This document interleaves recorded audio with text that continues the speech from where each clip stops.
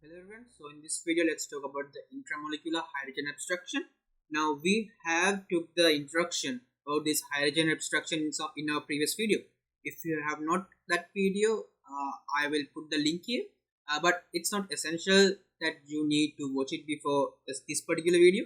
This is completely a new section. So let's move on with our thing here. Now I will take an example, right? Here we have a ketone. Okay, here we have a ketone. Now the intramolecular hydrogen abstraction.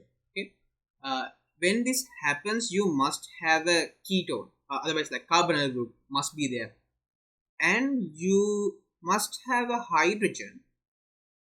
Here you have a hydrogen in the 1, 2, 3 and 4th position. If you have this 4th position hydrogen, right, the intramolecular hydrogen abstraction would lead through this particular hydrogen.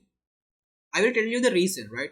If you doesn't have this 4th hydrogen on the 4th carbon, then it would go for alternatives, but that would not be feasible.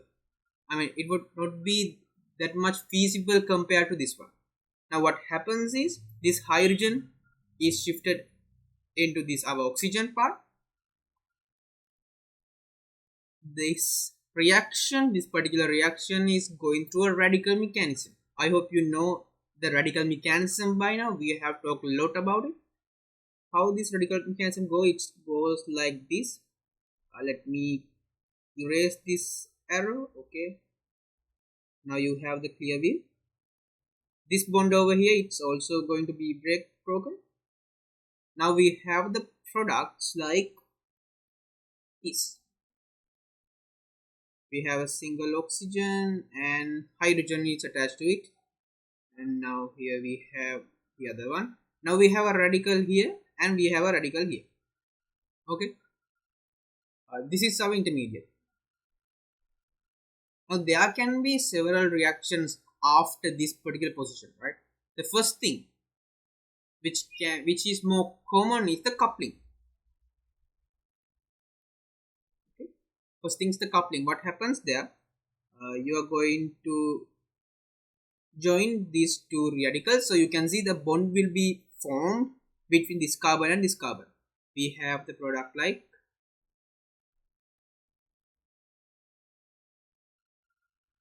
this. This is our product 1.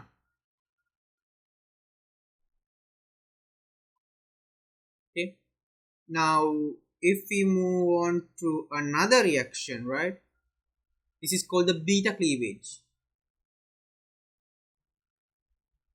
In that case what happens is the beta bond, let me show you. This is we call the beta position, right, this bond. So this bond is going to be broken along with this radical. So this bond is going to be broken into two radicals. Here the first radical will come here, another one go here and join with here. So we have the product like, now you can see a double bond is going to form here. Thus, this bond is now not in our molecule because it has broken. Now we have a double bond here. So two products is being formed. So this is the beta cleavage. Now you will see that there can be resonance structures with this. So we can draw it more commonly like ketone. This one. So this is the products we have. So these are the main results or main ways that this reaction can undergo. These things you must know. Now let's look at why this 4th position is important. You know from your basic chemistry, like basic organic chemistry, that 6-membered ring, right? A 6-membered ring has higher stability when it comes to cyclic compounds because it has the optimized steric hindrance and optimized stress along with its bonds. Now when we thinking about this particular array of atoms, you will see the interactions between the hydrogen and oxygen here. Let me take it another color. Okay, here this interaction forms a 6-membered ring here. 1, 2, 3, 4, 5, 6. 6-membered ring. So it's much more stable compared to other arrays. So if you have a molecule like this, let's say here we have a ketone. Okay, so here we have a molecule. If we have a molecule like this, okay. Now in this case, what happens is you don't have a hydrogen on this position. You don't have a hydrogen on this position. So the reaction or this hydrogen abstraction will go through either through here or here. These two positions are the available position to carry on the reaction.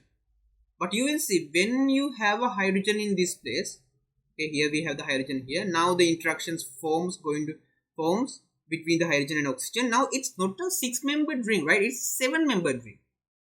You know, based on the cyclic compounds, the 6-membered ring is the most stabilized form. So this 7-membered ring structure is not stabilized. So when we look at those energetics, okay, the 6-membered ring is comparatively stabilized.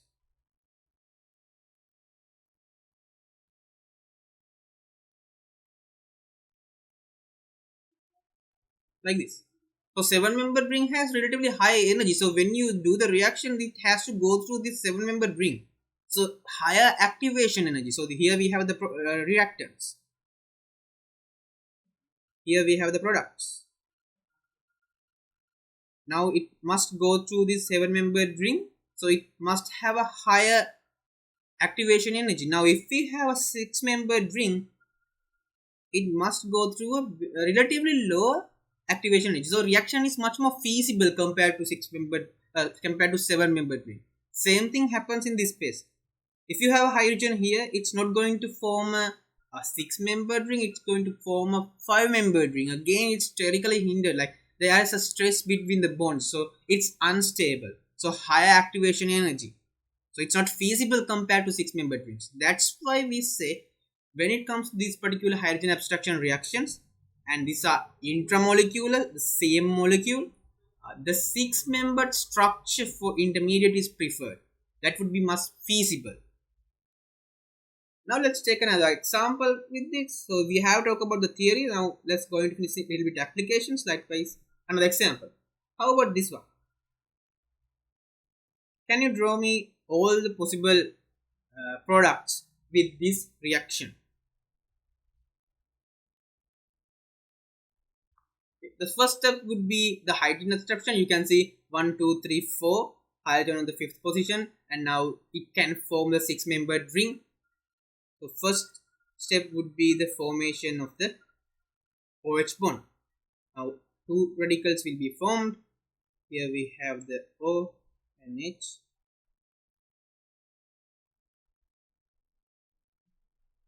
Here we have the radicals. Now there can be several steps after these intermediates. First thing can be the beta cleavage. In beta cleavage, you will see that this is the beta position, right? This is the beta position. Beta position has a pi bond. So pi bond would be the bond that is going to break. So here this film is going to form a double bond, and this one going to form a double bond. So we have the product. Now in this case, you will see the only pi bond is going to be broken, right? So this entire bond is not going to remove from our molecule. So it's in the same molecule, not 2 separate molecules. We have 2 double bonds here, like this. And you see, you can draw the resonance structures for much stabilized form by making this a ketone. Here we have a ketone formation. Right. So this is our final product through the beta cleavage. Now if we look at the coupling, right? If you look at the coupling, let's say coupling. Here we are doing the coupling. I'm going to erase these arrows just to show you. Now in coupling, what happens? These two are the radicals. These two are coming together. Now we have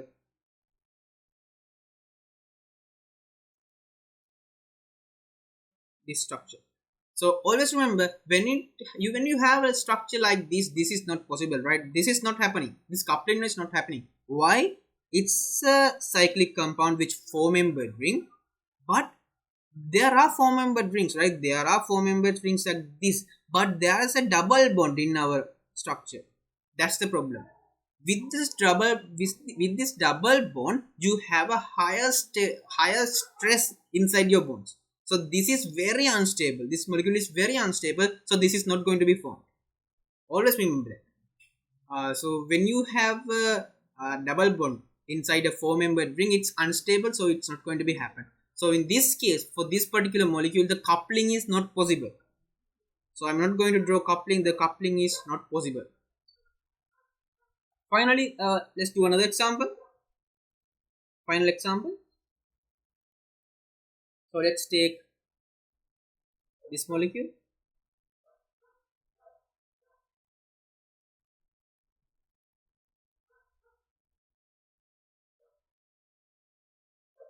What can you draw about here? So this is a benzene ring, right? What can you identify as the products? So first step would be, as you can see, there is this 6-membered ring structure in here, right? Here 1 2 3 4, 1 2 3. Oh yeah, sorry, there should be another carbon here. Okay, right. Now 1 2 3 4, there's a hydrogen on the 4th carbon, so the 6-membered ring formation can happen for the intermolecular hydrogen abstraction. So first thing is coming together. I will draw it in the yellow color.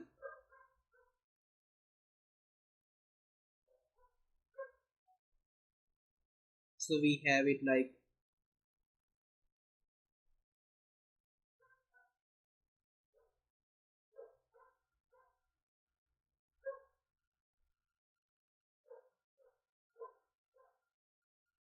now. Several things can happen, right? First thing is the beta cleavage. Beta cleavage can happen. So here we have the carbon which binds with oxygen. This is the second one, so this is the beta position. So here we have the beta cleavage. In the beta cleavage, we have 2 consecutive products.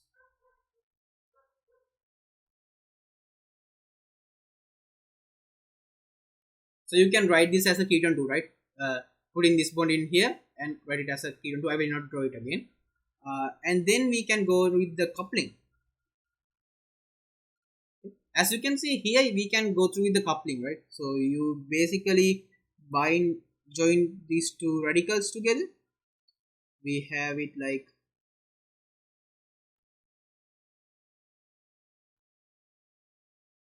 there are no double bond in between our cyclic compound. So this is okay, this is available, so this product will form.